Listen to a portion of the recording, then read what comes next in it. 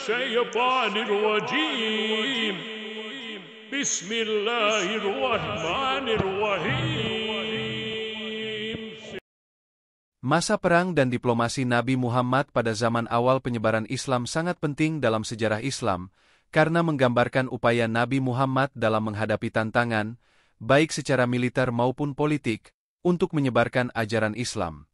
Ada beberapa fase yang mencakup perjuangan diplomatik dan militer Nabi Muhammad selama 23 tahun kenabiannya. 1. Fase Mekah, 610 sampai 622 Masehi. Selama 13 tahun di Mekah, dakwah Nabi Muhammad lebih bersifat damai. Fokus utamanya adalah menyebarkan ajaran Islam kepada penduduk Mekah, yang mayoritasnya adalah penyembah berhala. Namun, dakwah Nabi Muhammad dihadapkan pada perlawanan keras dari kaum Quraisy yang merasa terancam oleh pesan monoteisme yang dibawa oleh beliau. Tantangan di Mekah. Penindasan dan penganiayaan.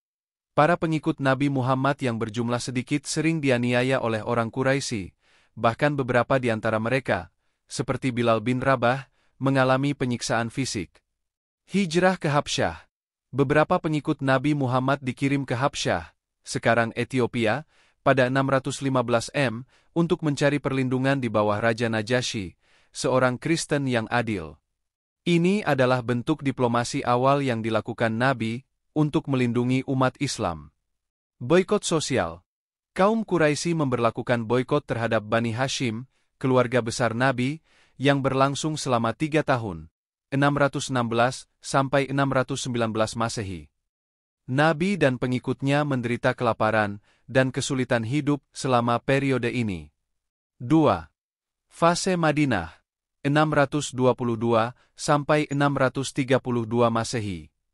Ketika dakwah di Mekah semakin sulit, Nabi Muhammad menerima undangan dari penduduk Yatsrib, Madinah, untuk memimpin dan mendamaikan konflik antara dua suku besar di sana, yaitu Aus dan Khazraj. Peristiwa ini dikenal sebagai hijrah pada tahun 622 M, dan menandai awal kalender Islam, Hijriyah. Di Madinah, Nabi Muhammad membentuk negara Islam yang pertama dan mengadopsi strategi diplomatik dan militer untuk mempertahankan umat Islam. Diplomasi dan pembentukan negara Madinah. Piagam Madinah. Ini adalah konstitusi pertama yang disusun oleh Nabi Muhammad untuk mengatur hubungan antar kaum Muslim dan non-Muslim, Yahudi dan suku-suku Arab lainnya di Madinah. Piagam ini menekankan kesatuan, hak-hak bersama, dan perlindungan antar masyarakat. Persekutuan dengan suku-suku. Nabi Muhammad juga menjalin persekutuan dengan suku-suku Arab di sekitar Madinah untuk memperkuat posisinya secara politik dan sosial.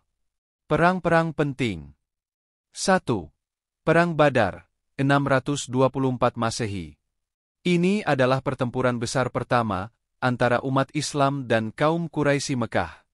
Meskipun pasukan Muslim kalah jumlah, mereka berhasil menang karena strategi dan semangat yang kuat.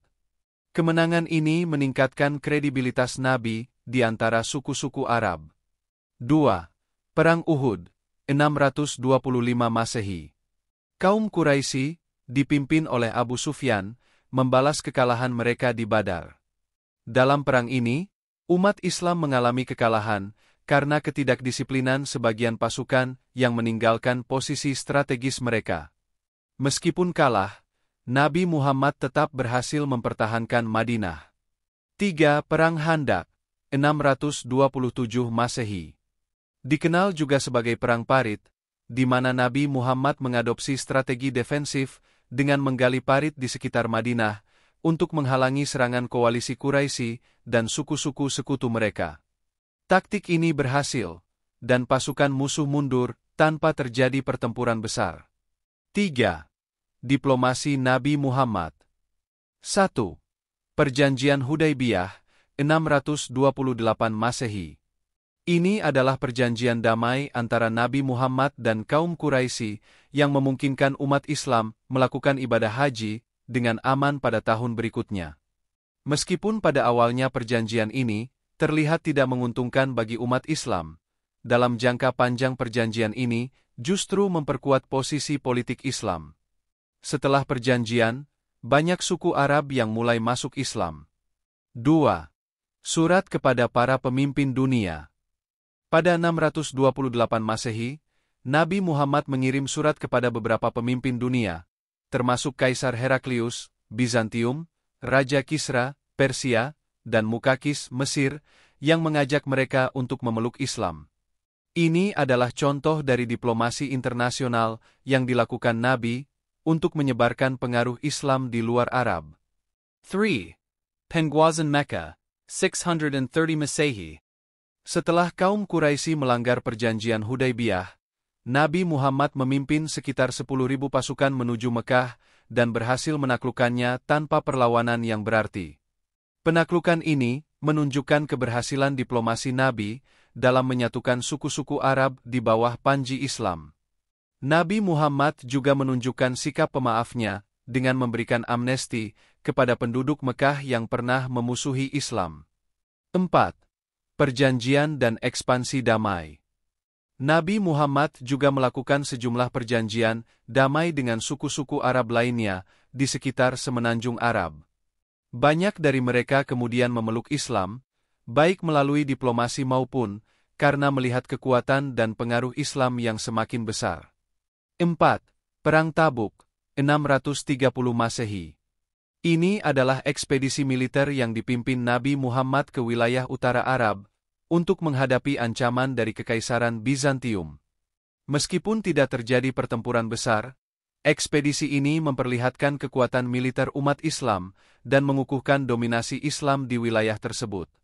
Kesimpulan. Perjuangan Nabi Muhammad dalam menyebarkan Islam melibatkan kombinasi strategi, diplomasi, dan militer yang cerdas. Dalam diplomasi, beliau menunjukkan kepiawaian dalam menjalin perjanjian dengan suku-suku dan kekuatan luar, serta membangun hubungan internasional. Sementara dalam peperangan, Nabi hanya berperang ketika memang diperlukan, dan selalu berupaya untuk menghindari pertumpahan darah jika memungkinkan. Kedua pendekatan ini, baik dalam konteks peperangan maupun diplomasi, berhasil mengubah peta politik dan agama di semenanjung Arab dalam kurun waktu yang relatif singkat. Dalam 23 tahun, Nabi Muhammad berhasil membangun komunitas Muslim yang kuat dan disegani, yang kemudian menjadi fondasi bagi kemajuan peradaban Islam.